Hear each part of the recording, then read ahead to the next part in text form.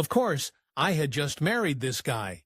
We built this house, and I was going, oh my God, your country really doesn't want me there. In 1986, Linda Kozlowski was filming with real crocodiles. Armed guards stood in trees with rifles. She slept in abandoned uranium mining huts, all for Crocodile Dundee. The movie made her famous. It also made her a homewrecker. Her co-star left his wife and 5 kids for her. Australia hated her. She got death threats daily. But the worst part came later. After 23 years of marriage, she discovered something that changed everything. Now she's Muslim, lives in Morocco, and runs tours for millionaires. Why? The real reason will shock you. Linda Kozlowski was born on January 7, 1958, in Fairfield, Connecticut. Her parents had left post-war Poland and arrived in the United States searching for something better. They were originally named Helena and Stanisław, but they changed their names to Helen and Stanley to blend in. They came with almost nothing, but they worked hard to give their daughter a better life. For them, America meant safety and opportunity. For Linda, it would become the place where she chased and caught fame. She went to Andrew Ward High School and graduated in 1976. Even back then, people noticed her talent. In school plays, she didn't just act, she led. She memorized not only her own lines, but sometimes the whole script. She even stepped in to help others when things went wrong. Her performance as Emily in Our Town got local buzz. Some people said she made them cry. That's rare for a high school performance. But Linda already stood out, and everyone who saw her perform knew it. She didn't stop there. She got into the Juilliard School in New York City, which is extremely hard to do. Fewer than 1 in 12 make it. Most students focus on one thing. Linda took on 2, acting and opera singing. That wasn't normal. It meant long hours, packed schedules, and very little sleep. But she pushed through it all. Teachers remembered how easily she could switch from a dramatic monologue to singing an Italian aria. She was serious, focused, and even then, people could see she was building something bigger. By 1981, at just 23 years old, she stepped onto the professional stage. She was cast in an off-Broadway show called How It All Began. The play dealt with themes like immigration and identity, which connected deeply with her own life. More than 200 actresses had auditioned, but Linda landed the part. Critics noticed. One called her a revelation. It wasn't just a compliment. It was the kind of review that sticks with casting directors. For her, this wasn't just a good performance. It was the start of everything. Then came Death of a Salesman. It was 1984, and she got a small role in a huge production. The play was a Broadway revival of the Arthur Miller classic, and it was packed with big names. Linda played Miss Forsyth. It wasn't a lead role, but she made people notice. Her scenes stood out. The New York Times praised her for bringing a new energy to the character. That performance didn't just earn her respect in theater. It got her noticed in Hollywood. And soon, a new opportunity came calling. In 1985, producers were casting for a strange little film from Australia. It was called Crocodile Dundee. The idea was simple. Pair a rugged Aussie with a smart, curious American woman and drop them into wild situations. The team didn't want a big star. They wanted someone fresh. Linda auditioned. She had some TV experience and theater work, but she wasn't famous. Dozens of other actresses wanted the part. But when she read lines opposite Paul Hogan, something clicked. Their chemistry wasn't forced. It was natural. She got the role. It came with a 3-movie deal worth $500,000. That was a huge offer for someone with little screen experience. But she didn't just take the money and show up. She prepared. She learned Australian slang. She studied the culture. She wanted Sue Charlton to feel real, not like an outsider pretending. When filming began, everything worked. The humor, the romance, the charm. It all came together. The making of Crocodile Dundee was just as wild as the film itself. One of the most intense moments came during a river attack scene in Australia's Northern Territory. Linda Kozlowski, who played Sue Charlton, was nearly dragged into the water by a massive crocodile, at least on screen. But behind the scenes, it wasn't all acting. The crew used a mechanical crocodile for close-up shots, but real crocodiles were swimming nearby the entire time.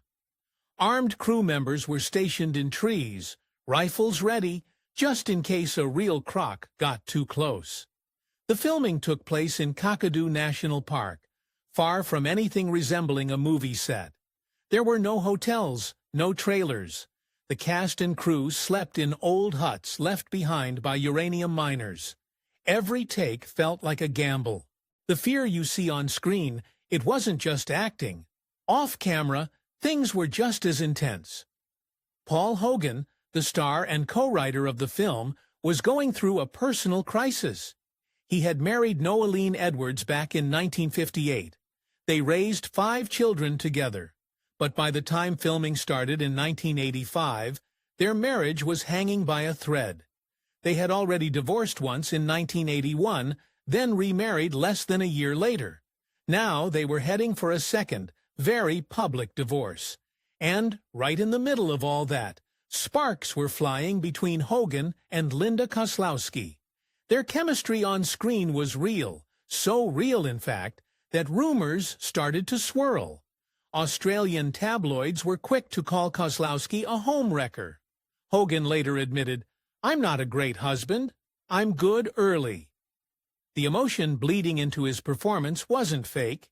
It was his life falling apart in real time. There was one moment in the film that almost didn't make it, at least not the way we remember it. The scene where Mick Dundee says, "That's not a knife. That's a knife," is now legendary. But it was nearly ruined by laughter. Linda Kozlowski just couldn't keep a straight face. Hogan's delivery was so dry, so perfect, that every time he said the line, she burst out laughing. It took 47 takes to get it right. 47! Filming on a busy New York street is tough enough, but this turned into a comedy routine. Even the crew couldn't hold it together. But somehow, that frustration turned into magic. The scene became one of the most quoted in film history. And that laughter, though hidden in the final cut, told a bigger story about the connection between the two stars. That connection didn't just light up the screen, it lit up the awards circuit, too. In 1987, Linda Kozlowski earned a Golden Globe nomination for Best Supporting Actress. It was her very first major film. She was up against some of the biggest names in Hollywood, including Diane Weist and Mary Elizabeth Mastrantonio. Nobody expected her to be in that category. She was still new, still unknown to most audiences. But there she was, walking red carpets, giving interviews, and proving that raw talent could stand toe-to-toe with seasoned stars. It was the kind of Cinderella story that Hollywood loves. But this time, it came from a small Australian film that no one thought would make it big. Except it did. Crocodile Dundee was a box office monster. On a budget of just $8.8 million, it pulled in over $328 million worldwide. It dominated United States theaters for 9 straight weeks and became the second highest-grossing film of 1986. Only Top Gun made more money. For Linda Kozlowski, that meant her debut performance made her one of the highest-grossing first-time actresses of the entire decade. Not bad for someone who was sleeping in mining huts just months earlier. The success of the film didn't just change her career. It launched her into pop culture history. Her face was suddenly everywhere, and her role in one of the most successful comedies of all time remains a high bar that very few newcomers have ever reached again. Paul Hogan was already a star in Australia when Crocodile Dundee made him a global name in 1986. But behind the scenes, something far more personal was unfolding. While filming the movie, Hogan fell for his American co-star, Linda Kozlowski. The timing couldn't have been worse. He was still legally married to his longtime wife, Noeline Edwards. It wasn't just any marriage.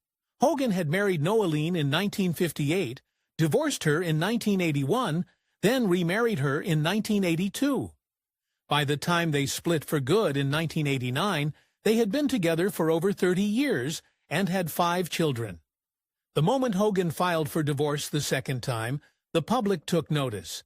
It wasn't just a private breakup anymore. Crocodile Dundee was a massive hit, and suddenly everyone was watching. People wondered if the marriage ended because of Kozlowski. She was almost 20 years younger, and their on-screen chemistry felt too real. Both Hogan and Kozlowski claimed the romance only started when his marriage was already falling apart. But the overlap was too clear to ignore. Fans were stunned. Hogan had been seen as the perfect family man, and now he was leaving his wife for a younger woman from Hollywood. The media couldn't get enough of the story. Australian tabloids called it the Outback Affair. It was splashed across headlines in Sydney and Los Angeles. Paparazzi followed them everywhere. Reporters tracked hotel stays, flight records, and even camped outside their homes. The more they tried to keep things quiet, the louder the gossip got. Hogan was being called a traitor to the Aussie ideal, and Kozlowski became a symbol of everything the public hated about Hollywood drama. People didn't just talk, they acted. Kozlowski started receiving hate mail and even death threats. Angry fans called her the homewrecker. She was blamed for destroying a 23-year marriage and a well-loved family. She had only just become famous, and now she was the target of deep hatred. She began avoiding public events and hired security for safety, all while Hogan's ex-wife, Noeline, was seen as the wounded mother of 5, raising the kids on her own. Sympathy poured in for her. Fury followed Kozlowski. It was no longer just a scandal. It had turned dangerous. For over a year, Hogan and Kozlowski tried to hide everything. They met secretly in hotel rooms and used fake names at check-in. They arrived separately, left separately, and even used coded messages to communicate. Few people knew what was really going on. Living like that took its toll. The secrecy, the lies, the pressure, it all became too much. Eventually, the truth came out. By then, Hogan's marriage was over. His public image had changed forever. When Crocodile Dundee 2 came out in May 1988, it wasn't just a hit, it was a global box office beast. It made over $239 million worldwide, even though it only cost $14 million to make. People everywhere flocked to see Paul Hogan and Linda Kozlowski back on screen. And this time, Linda got a huge raise. Her paycheck jumped 240% from the first film. She earned $1.2 million for the sequel. That sounds like a win, but there was a catch. Paul Hogan still earned more. He was the star, yes, but also the co-writer. Still, the pay gap was hard to ignore. The sequel shattered records. In Australia, it made $24.9 million, almost $60 million today. In the United States, it opened with $24.5 million during the Memorial Day weekend. That was the biggest comedy opening ever at the time. It even became the 5th highest-grossing movie of 1988. Linda was now a global star, but even with all that success, she wasn't treated as an equal in Hollywood. After the movie's success, scripts started pouring in. But there was a problem. They all looked the same. Linda was only offered roles like the girlfriend or the pretty sidekick. No leads, no depth, just eye candy next to a funny man. She got offers for Ghost, Pretty Woman, and Basic Instinct. All of them would go on to become iconic films. Pretty Woman made over $463 million. Basic Instinct turned Sharon Stone into a legend, but Linda said no. She didn't want to be another pretty face on screen with no real role to play. It shocked people in the industry. Who turns down roles like that? But Linda wanted more. She had trained for serious parts. She wanted to be seen for her talent, not just her looks. Then came Pass the Ammo. It was supposed to be something different. A dark comedy with Bill Paxton. It had an $8 million budget and a bold take on televangelism. But it bombed badly. It only made $169,000. That's a loss of more than $7.8 million. The movie disappeared fast. It was pulled from theaters almost immediately. For Linda, it was a major setback. One moment, she was riding high from a global hit. The next, she was part of one of the year's biggest flops. The industry didn't take it well.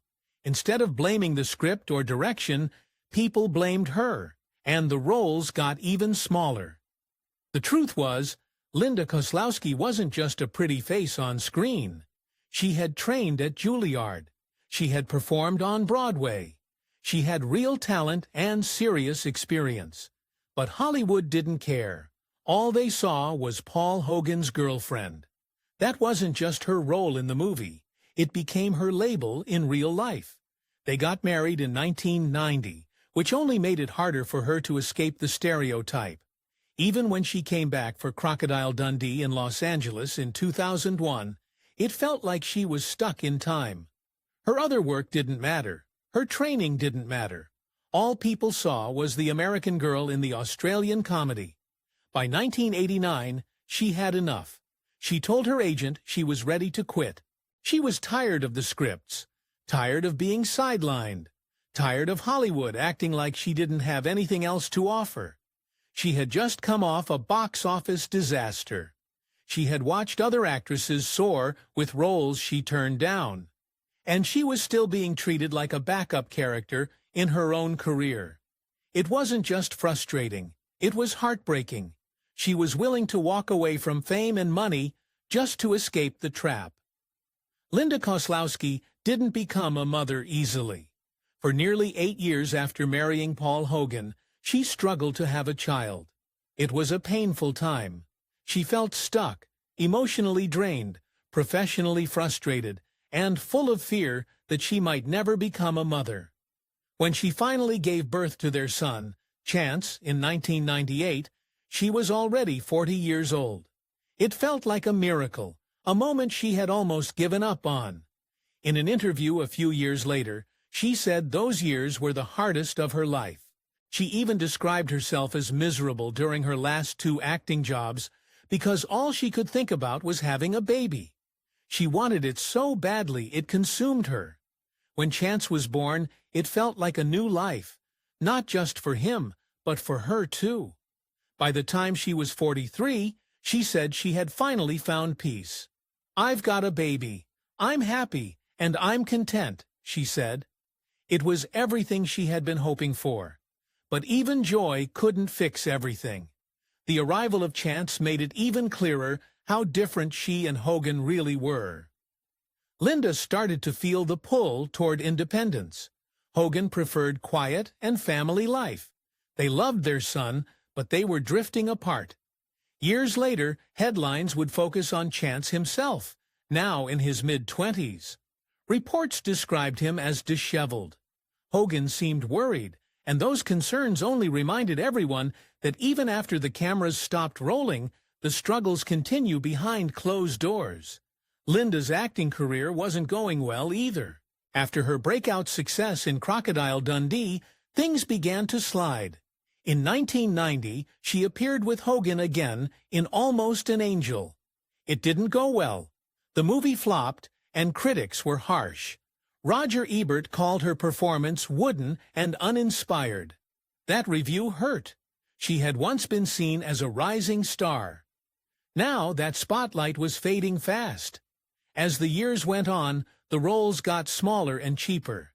In 1994, she did 2 direct-to-video films, Backstreet Justice and The Neighbor.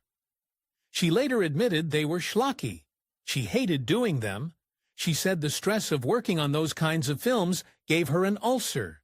She felt like she was the only one who actually cared about doing a good job. That kind of environment wore her down. Things weren't easier at home either.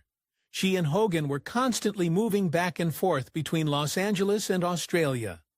Part of that had to do with Hogan's tax problems. But for Linda, It meant she never felt settled, never truly at home. Everything felt temporary. In October 2013, after 23 years of marriage, Linda Kozlowski filed for divorce from Paul Hogan. Fans were stunned. This wasn't just any couple. They had fallen in love while filming Crocodile Dundee and stayed together long after the credits rolled. Their relationship had been seen as one of Hollywood's rare success stories. No big scandals, no messy headlines, but behind the calm exterior, things were falling apart. Linda cited irreconcilable differences. To most people, that phrase meant nothing, but in their case, it meant everything had slowly changed. She was tired of waiting for him to step away from his old life, tired of the distance, both physical and emotional. Paul was still tied to Australia. Linda wanted something else. Once court documents surfaced, the cracks became clearer. Paul Hogan smoked 2 packs a day. Linda had moved on to a cleaner, healthier lifestyle. Their house smelled of smoke, and so did their arguments. On top of that, Paul's drinking had reportedly increased. They fought more, and their teenage son Chance was caught in the middle. The home that once held laughter and scripts now held silence and tension. These weren't just habits. They were walls that grew taller between them with each passing year. When the settlement terms were made public, more eyebrows were raised. Linda received $6,250,000. But that money came with strings. No spousal support, no child support. At the time, Chance was just 15. Most celebrity divorces drag on over these issues. This one didn't. Linda wanted out and fast. Some said she was just done with it all. Others believed she was reclaiming her independence after decades of compromise. Either way, she took the lump sum and walked away. In interviews that followed, Linda spoke openly. There was no scandal, no secret betrayal, just 2 people drifting apart. "We'd become more like roommates than husband and wife," she said. He liked quiet days in Australia. She wanted new experiences. Their conversations had turned into quick chats about the grocery list or school pickups. The love that started on a movie set had quietly faded off screen. It wasn't explosive. It was slow and silent. The divorce became official on July 23, 2014. That date carried weight. It marked exactly 24 years and 2 months since their wedding day on May 5, 1990. The symmetry was haunting, a neat, clean line from beginning to end. They had spent almost a quarter-century together, raised a son, shared a spotlight. But in the end, even strong stories can have soft, quiet endings. The papers were signed. The marriage was over. But for Linda, that wasn't the end of her story. Less than a year later, she found herself walking through the crowded markets of Marrakesh. It was 2015, just a vacation, or so she thought. That's when she met Molly Hafid Baba, a charming Moroccan tour guide with a warm smile and deep knowledge of his country's culture. The connection was instant. They talked, laughed, wandered the maze-like streets of the city together. It felt like something out of a film. Linda was 57. She had just closed one chapter and was unexpectedly stepping into another. By 2017, things had changed even more. Linda and Baba were married in a vibrant Moroccan ceremony attended by over 200 guests. She had converted to Islam and taken the Arabic name Layla. She was learning Arabic, cooking Moroccan dishes, wearing traditional kaftans. The 3-day wedding was full of music, food, and color. Linda called it a rebirth. It was clear she had let go of Hollywood. Then came the next leap. She and Baba launched a luxury travel company called Dream My Destiny. It offered high-end Moroccan tours to American clients, private riads, balloon rides over the Atlas Mountains, dinners with Berber families. The business took off. Over 500 clients came through in just a couple of years. In 2020, they made over $2 million. Linda personally hosted many of the guests. Her past fame helped, but it was her new life that sold the dream. To seal the transition, she sold her Venice Beach apartment in 2018. It fetched $1.8 million. That sunny California home had been her base for years, but she was done with the Pacific. She took the money and bought a riad in Marrakesh's old Medina. She and Baba restored it room by room. It became their home, filled with antiques, art, and stories. Gone were the scripts and red carpets. In their place were lanterns, spices, and a slower rhythm of life. Linda Kozlowski didn't just leave Hollywood. She walked away from it with purpose. After years in the spotlight, she chose something quieter, something deeper. Now, she splits her life between Marrakesh and Los Angeles. She still holds on to her American citizenship, but her heart has clearly found a second home. In Marrakesh, her mornings begin with the call to prayer echoing through the streets. She runs through the Manara Gardens, past rows of old olive trees. Breakfast is simple but rich. Mint tea, fresh bread, sweet amalou, and ripe local fruit. Her days move with the rhythm of the city. She wanders through crowded souks, handpicks, spices, chats with vendors, and hunts for hidden gems, restaurants, riads, quiet corners most tourists miss. She's not just exploring, she's curating. With her husband, Moulay Hafid Baba, a seasoned local guide, she runs a custom tour company called Dream My Destiny. They give travelers a more intimate way to see Morocco. And when night falls, it's either a hammam spa or a cozy cafe soaking in the warm air and city lights. She lives between two worlds, and somehow it all fits. Her old life didn't vanish, it just changed shape. Paul Hogan, the man who once played her on-screen partner and later became her real-life husband, is still part of her story. They married in 1990 after their chemistry, and Crocodile Dundee turned into something real. For over 20 years, they shared a life, raised a son, and built memories. When they divorced in 2014, it wasn't bitter. Linda accepted a $6.25 million settlement, but turned down ongoing support. She didn't want legal ties, just a clean break and a shared responsibility for their son, Chance. Today, Chance is a young man who connects two very different lives.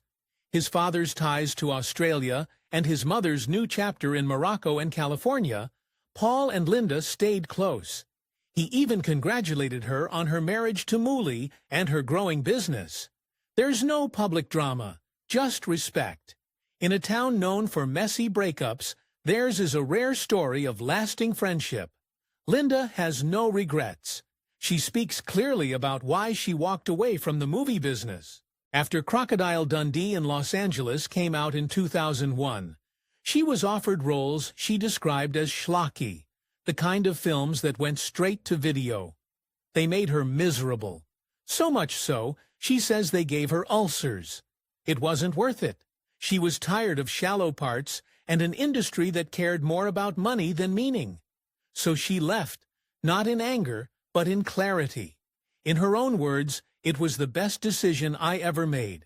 She focused on raising Chance. She built a life far from red carpets and photo calls. Now she guides travelers through Morocco, explores culture, and finds joy in simple, grounded things. She's become an example, not just of reinvention, but of walking away when something no longer serves you. Her story isn't about leaving fame behind. It's about finding something better.